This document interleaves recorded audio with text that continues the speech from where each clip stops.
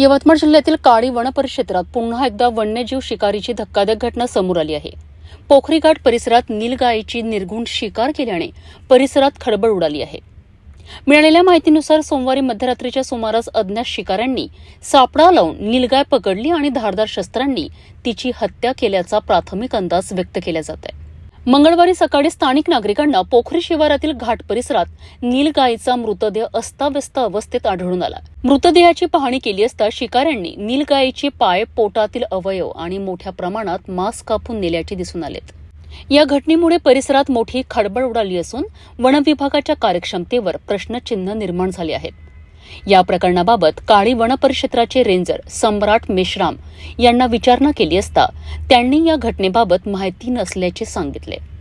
दरम्यान याच परिसरात यापूर्वीही एप्रिल 2024 मध्ये 3 नीलगायींची शिकार झाल्याचा प्रकार समोर आला होता।